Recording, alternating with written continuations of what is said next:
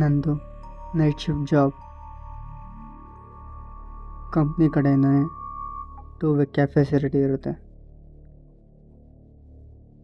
Daily ಇರೋ ಥರನೇ ಇವತ್ತು ಕೂಡ ಕ್ಯಾಬ್ ನನ್ನ ಹಾಸ್ಟೆಲ್ ಹತ್ರ ರಾತ್ರಿ 3:40ಕ್ಕೆ ಬಿಡ್ತು. ನಾನು ನನ್ನ ಕೊಲೀಗ್ಸ್ಗೆ ಬಾಯ್ ಮಾಡಿ ಹಾಸ್ಟೆಲ್ ಹತ್ರ ಬಂದೆ. ಅದೇ ರೋಡ್, ದಿನವೂ ನಾನು ನಡೆದಾಡೋ ರೋಡ್. ಕ್ಯಾಬ್ ಹೋದ ತಕ್ಷಣ ಏನೋ ಚೇಂಜಸ್ ಅನ್ನಿಸ್ತು. Silence, completely silence. The road felt longer than usual. ನಾನು ನಡೆಯಲು ಶುರು ಮಾಡಿದೆ. ಆಫೀಸಿಂದ ತುಂಬ ಟಯರ್ಡಾಗಿ ಬಂದಿದ್ದೆ. ಈಗ ಹಾಸ್ಟೆಲ್ ಸೇರಿ ಯಾವಾಗ ಮಲಗ್ತೀನೋ ಅನ್ನೋ ಅಷ್ಟು ಸುಸ್ತಾಗಿತ್ತು. ನನ್ನ ಹೆಜ್ಜೆಗಳ ಶಬ್ದ ಮಾತ್ರ ನನಗೆ ಕೇಳಿಸ್ತಿತ್ತು. ಅಷ್ಟರಲ್ಲಿ ಇನ್ನೊಂದು ಹೆಜ್ಜೆ ಶಬ್ದ. ಹಿಂದೆ ಅಲ್ಲ, ಮುಂದೆ ಅಲ್ಲ, ನನ್ನ ಪಕ್ಕದಲ್ಲಿ. ನಾನು ನಿಂತೆ. ಆ ಶಬ್ದ ಕೂಡ ನಿಲ್ತು. ಇಮ್ಯಾಜಿನೇಷನ್ ಇರಬೇಕು ಅಂತ ನಾನು ನಗಲು ಪ್ರಯತ್ನ ಮಾಡಿದೆ. ಬಟ್ ಮನಸ್ಸು ನಂಬಲಿಲ್ಲ.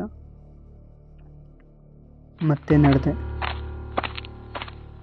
ಮತ್ತೆ ಅದೇ ಹೆಜ್ಜೆ ಶಬ್ದ, ನನ್ನ ಹೆಜ್ಜೆಗೆ ಸರಿಯಾಗಿ. ಒಮ್ಮೆ ತಿರುಗಿ ನೋಡಿದೆ.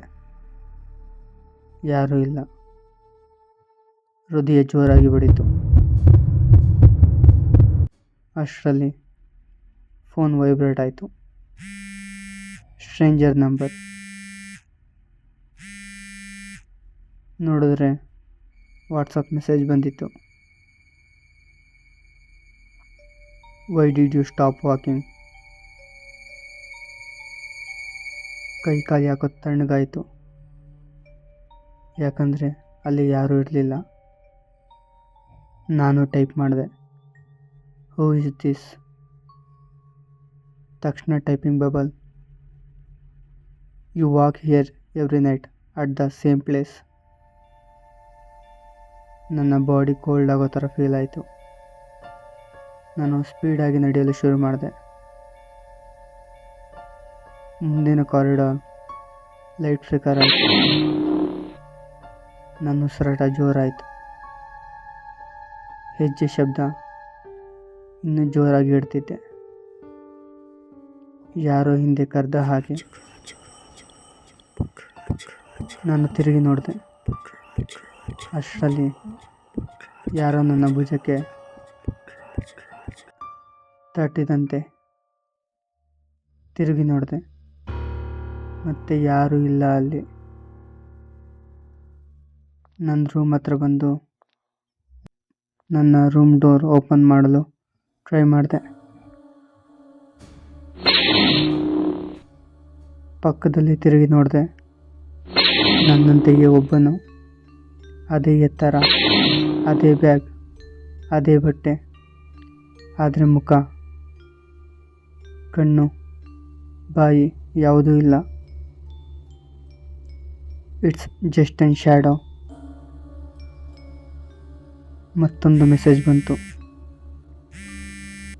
ಡೈಲಿ ನೀನು ಹಾಸ್ಟೆಲ್ಗೆ ಹೋಗ್ತೀಯ, ಬಟ್ ಇವತ್ತು ನಾನು ಹೋಗ್ತೀನಿ. ನನಗೆ ತುಂಬ ಭಯ ಆಯಿತು. ನಾನೇನಾ ಅಲ್ವಾ ಅಂತ ಡೌಟ್ ಬಾಯಿತು. ರೂಮ್ ಒಳಗೆ ಬಂದೆ. ನನಗೆ ತುಂಬ ಭಯ ಆಗ್ತಿತ್ತು. ಮಿರರ್ ಮುಂದೆ ನೋಡಿದಾಗ ನಾನಾಗಿಲ್ಲ ಅಂತ ಗೊತ್ತಾಯಿತು. ಕನ್ನಡಿಯಲ್ಲಿರೋ ನನ್ನ ರಿಫ್ಲೆಕ್ಷನ್ ನಾನಾಗಿರಲಿಲ್ಲ. ಅದು ನನ್ನ ನೋಡಿ ವಿಚಿತ್ರವಾಗಿ ನಗುತ್ತಿತ್ತು.